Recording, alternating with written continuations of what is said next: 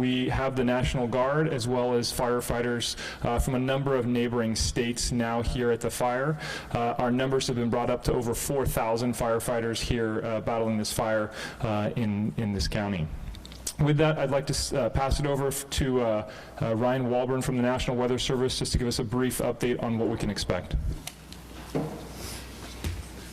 All right, good morning. So we still are under a red flag warning that will expire at 11 o'clock this morning. After that, it's going to give us a good window of opportunity with some quieter weather this afternoon, overnight tonight, and into Tuesday morning. So we're hoping the firefighters can take advantage of those calmer weather conditions.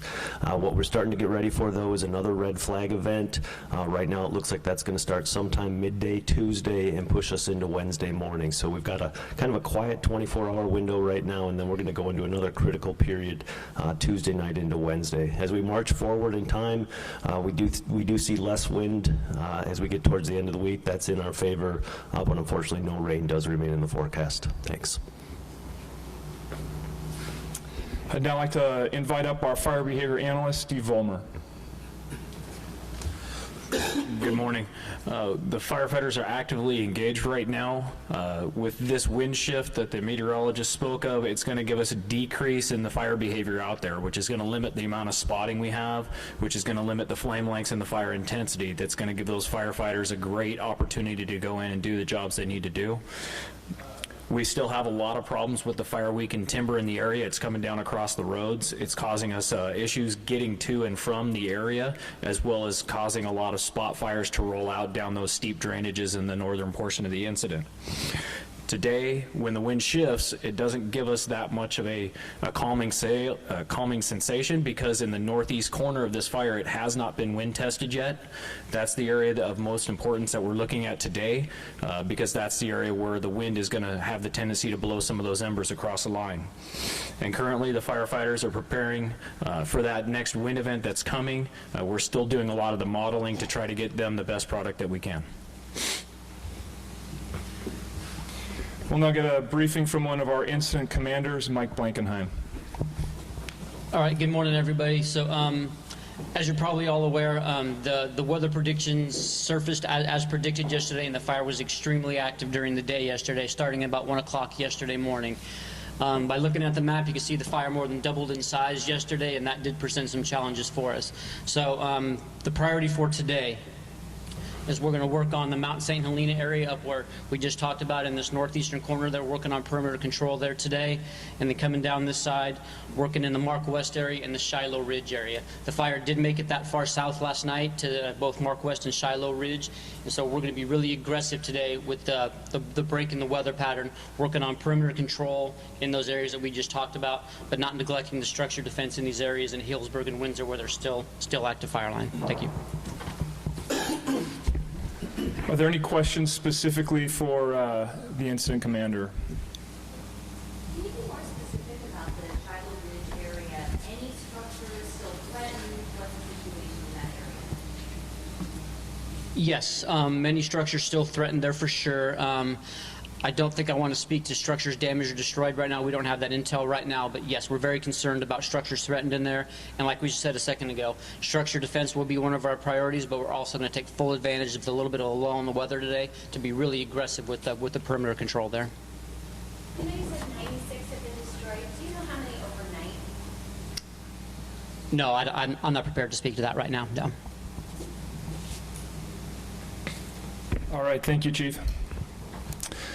We will get those numbers for damaged and destroyed as we go. We have damage inspection teams out there going through all of the areas, so as those numbers come out, we will get them. We do know that there were some additional structures damaged or destroyed last night. We'll get more specifics throughout the day.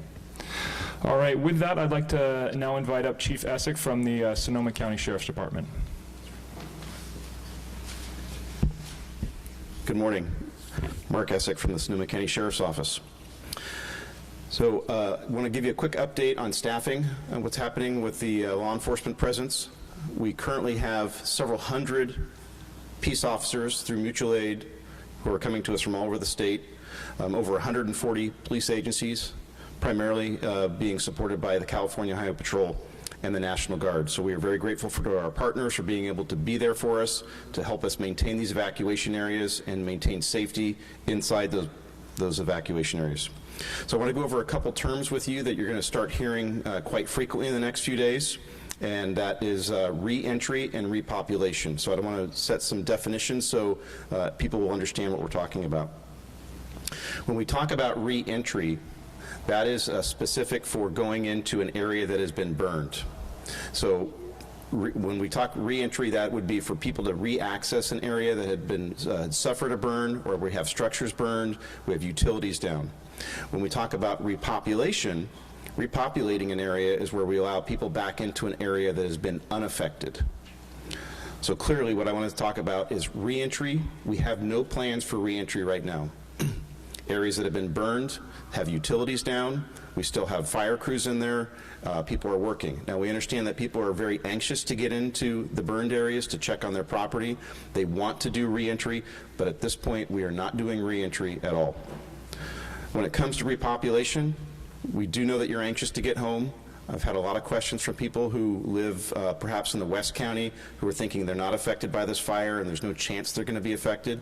So we are working on repopulation. I don't have any announcements for you yet, but I can tell you that the general idea is we will start in somewhat of the reverse order of evacuations. When it comes to repopulation, we will look at repopulating the West County first and then move our way in. When we make those decisions, we will announce them on Nixle and other social media platforms, so please follow us there. And please subscribe to Nixle. It's not too late to subscribe to Nixle. You can text your zip code to 888-777 to receive those updates. Lastly, I want to talk a little bit about why evacuations are important. It's really first to protect your life. As you've heard me talk over the last couple days, life is the most important thing. We have the warning, we have the ability to predict somewhat where this fire is going, so we want to get people out in front of that fire to save life. However, the second item that we're doing when we do evacuations, it really helps us protect property. And the example I want to talk about briefly is Windsor. So yesterday, in the northeastern area of Windsor, we had a very aggressive fight on the fire by our partners at CAL FIRE and all of the public safety people in that area. Had that area not been evacuated, those firefighters and public safety people would not have been as effective as they were, and it allowed them to aggressively fight the fire, and we had a lot of success yesterday in Windsor. We owe a huge debt of gratitude to our firefighters. The northern area of Windsor was saved yesterday because of their efforts, and a part of that is your efforts to evacuate allowed us to get in there and access that area. So thank you for following our directions. That is truly a success story. Continue to follow us on social media. Sign up for Nixle, as I just mentioned, to stay informed, and we will have another update for you soon. Thank you. Sir, have you made any arrests for anyone trying to loot or trying to take advantage of evacuation? Can we hold that for the end real quick? Oh. I'll be glad to do follow-up questions with you in just a minute.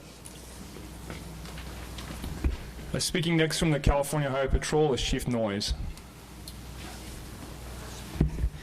Good morning, everybody. Assistant Chief Tim Noyes, California Highway Patrol. First, I'd like to announce late last night we were able to open all of the 101. North and southbound are open for traffic. Do want to remind everybody, though, that there's still a large evacuated area, and all the ramps in those areas are still blocked, and they will remain blocked as long as it's evacuated. I do also want to remind everybody that even when we do start talking about allowing people back in, that there's still going to be a great deal of traffic in the area, especially moving resources and emergency personnel around, so please remember that. And I still want to remind everybody to be very cautious. We have a great deal of traffic out there. We're still moving resources around. There's debris all over the roadway still from the winds, and we still have a lot of power outages. So please plan ahead. Allow extra time when you're moving. Don't try and rush.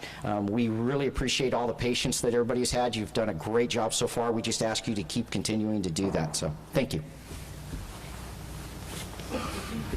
Speaking next, representing the County of Sonoma, is Supervisor Rabbit. Thank you very much. So obviously, we have a very active and fluid situation still, and I appreciate, as last night, the firefighters rising to the challenge. I think the County of Sonoma has also risen to the challenge, as has our state and federal partners, and most importantly, the community has really risen to the challenge.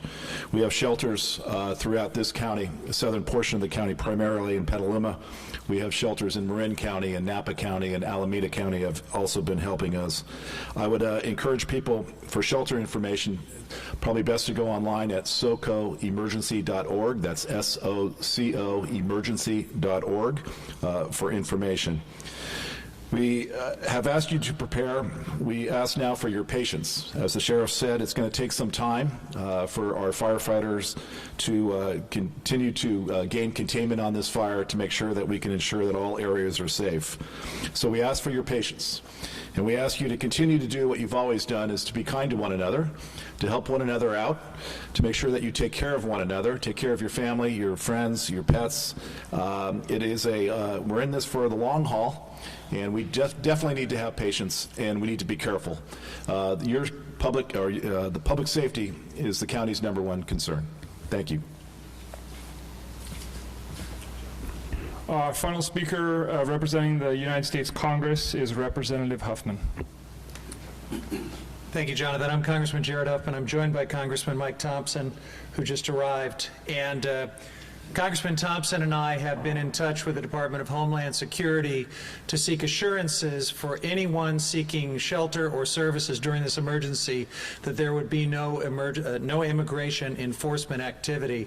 And I'm pleased to update you that within the last 24 hours we have received that official assurance from the Department of Homeland Security. So everyone seeking services or shelter from the immigrant community should do so with confidence that there will not be immigration enforcement activity.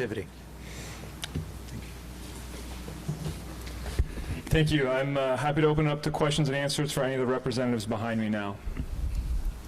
Can you give an update on the injuries to the firefighters yesterday? Were there 1 or 2? Were there any additional last night? Yeah, so overnight we didn't have any additional injuries reported. Yesterday during day shift we had one minor burn injury that was taken by ground ambulance to a hospital. We also had a more serious burn injury that was flown to UC Davis Medical Center.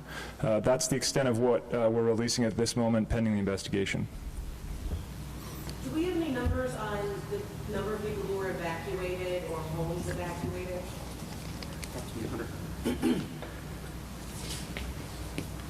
You know, it is a large number. The best estimate we have at this point is about 185,000 people. 185,000. And do you know how many were evacuated just last night?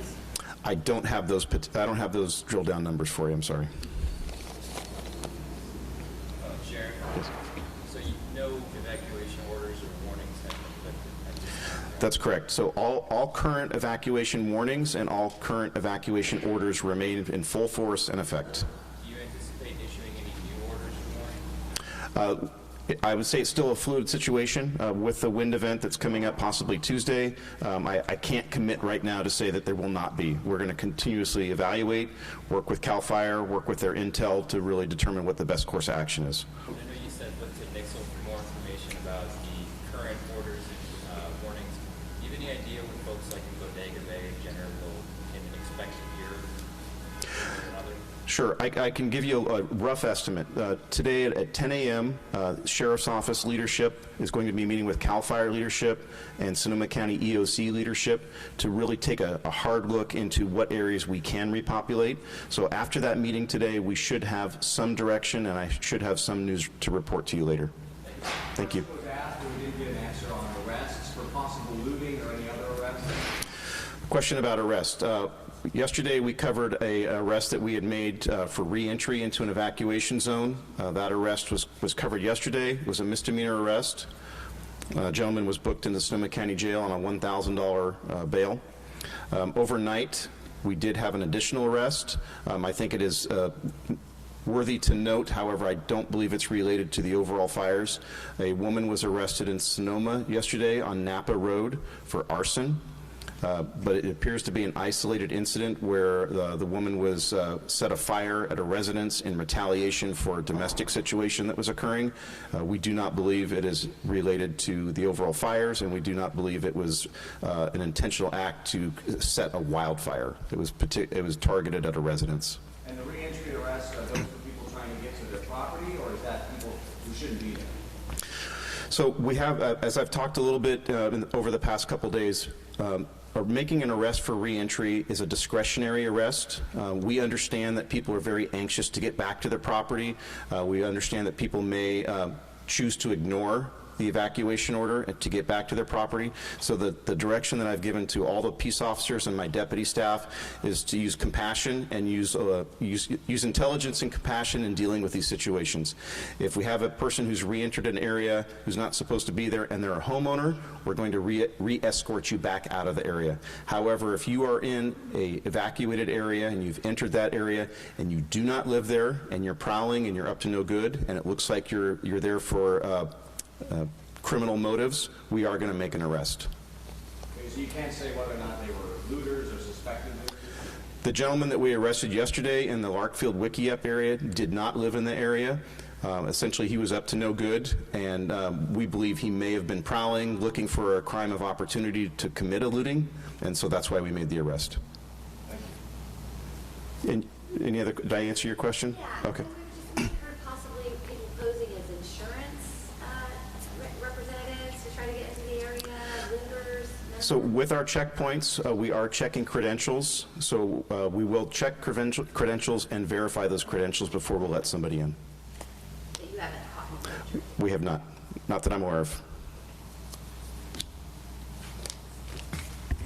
Are there any other questions for any other representatives up here?